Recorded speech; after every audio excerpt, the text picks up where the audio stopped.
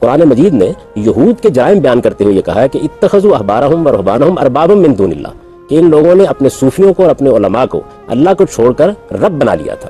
رسالت میں آپ صلی اللہ علیہ وسلم کے سامنے یہ آیت پڑھی گئی اور یہ سوال کیا گیا کہ یہود نے کوئی رب تو نہیں بنا لیا تھا ان کو؟ تو آپ نے فرمایا کہ کیا وہ ایسا نہیں کرتے تھے کہ جس چیز کو وہ حرام قرار دے رہے اس کو حرام قرار دیتے تھے، جس کو وہ حلال قرار دے اس کو حلال قرار دیتے تھے؟ یہی ان کو رب بنانا ہے۔ میں علماء کو یہ حیثیت نہیں دیتا، جب وہ کوئی بات کہتے ہیں تو میں قرآن و حدیث کی روشنی میں اس کا جائزہ لیتا ہوں۔ اس وقت بھی دیکھیے آپ نے جو سوالات کیے ہیں تو میں نے آپ کو بتایا قرآن یہ کہتا ہے، میں نے آپ کو یہ بتایا حدیث یہ کہتی ہے، میں نے آپ کو یہ بتایا کہ حدیث کو قرآن کی روشنی میں اس طرح سمجھا جائے گا، یہ آپ کو بتایا کہ ان کا مدعا یہ ہے۔ ان میں سے کسی چیز کا میں نے انکار نہیں کیا، ان کا صحیح مفہوم جو میں اپنی دانش میں سمجھتا ہوں اس کو واضح کرنے کی کوشش کی ہے۔ مجھے اللہ تعالیٰ نے اپنی اطاعت کا حکم دیا ہے، اپنے پیغمبر کی اطاعت کا حکم دیا ہے۔ علماء کی بات انسانوں کی بات ہے، اس کا جائزہ لیا جائے گا، دیکھا جائے گا، اس کے استدلال کو دیکھا جائے گا، ان کی عزت کی جائے گی۔ ظاہر ہے کہ علماء دین کی خدمت انجام دیتے ہیں، اس لیے بڑی عزت اور احترام کے ساتھ ان کی آراء کو دیکھا جائے گا، لیکن اگر کوئی رائے قرآن و سنت کے معیار پر پوری نہیں اترتی تو ادب کے ساتھ اس کو رد کر دیا جائے گا۔